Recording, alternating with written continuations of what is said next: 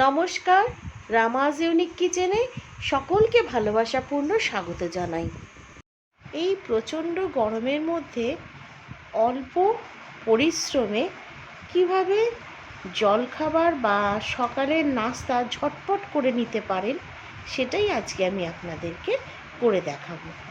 তো আসুন দেরি না করে দেখে নেওয়া যাক। আমি এখানে একটা কাচের বাটি নিয়ে নিয়েছি আর তার মধ্যে দিয়ে দিলাম কাপ পরিমাণে সুজি, আর তার মধ্যে দিয়ে দিলাম হাফ কাপ পরিমাণে টক দই, ওরই মধ্যে দিয়ে দিলাম 1/4 টিস্পুন পরিমাণে লবণ। এবার এর মধ্যে দিয়ে দেবো জল দিতে থাকবো আর এই টক দই আর সুজিটাকে ভালো করে ফেটিয়ে নেব। এর মধ্যে 1.5 কাপ মতন জল দিয়ে এটাকে ভালো করে ফেটিয়ে নেব। জিনিসটা ঠিক এই রকম হবে, একেবারে গাঢ়ও হবে না আবার একদম পাতলাও হবে না। এবার এরই মধ্যে দিয়ে দিলাম কিছু পেঁয়াজ কুচি।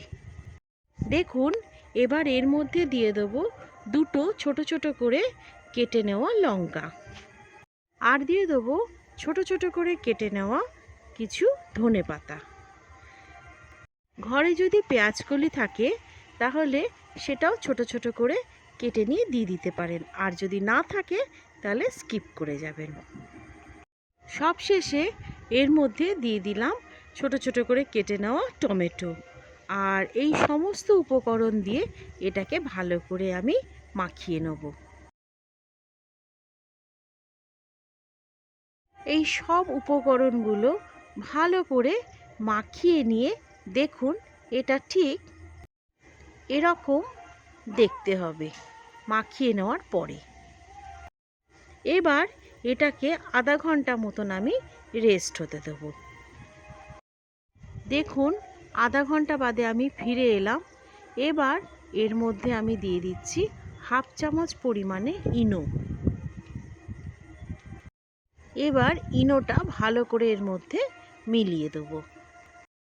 দেখুন গ্যাস ওভেনে আমি একটা আপামের পাত্র বসিয়ে দিয়েছি, আর তারই মধ্যে আমি একটু তেল ব্রাশ করে দিলাম।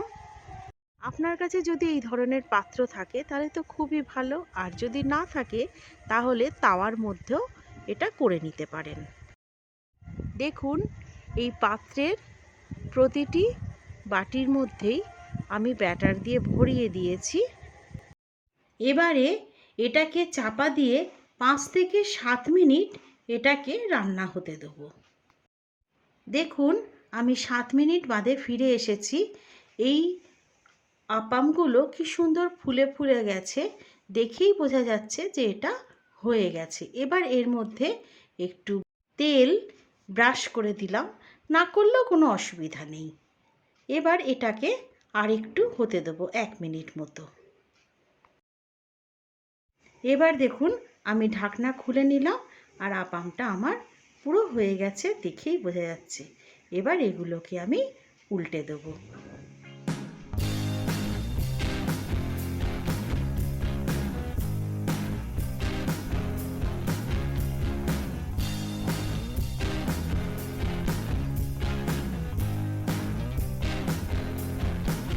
দেখুন সব উল্টে দেওয়া হয়ে গেছে। এবার এটাকে 1 থেকে 2 মিনিট মতন আমি চাপা দিয়ে হতে দিয়েছিলাম, আর এবারে খুলে নিলাম। এবার এইগুলোকে একে একে সব তুলে নেব। আমার আপাম রেডি।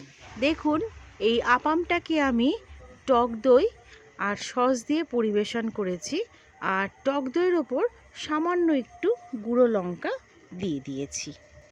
একটা ভেঙে আপনাদেরকে দেখিয়ে দিচ্ছি এটা কতটা সফট হয়েছে, এর ভেতরটা কেমন দেখতে হয়েছে। গরমের দিনে এটা খুবই একটা ঝটপট রান্না, যেটা পেটটাও ভরা হয়ে যায় আর রান্নাটাও খুব তাড়াতাড়ি হয়ে যায়, বেশিক্ষণ আগুনের কাছে থাকতে হয় না। আজ তবে এখানেই শেষ করছি, আবার হাজির হয়ে যাব অন্য কিছু রেসিপি নিয়ে। প্রতিবারের মতন এবারেও লাইক আর সাবস্ক্রাইব করার অনুরোধ রাখলাম। ভালো থাকবেন। সুস্থ থাকবেন। ধন্যবাদ। Take care.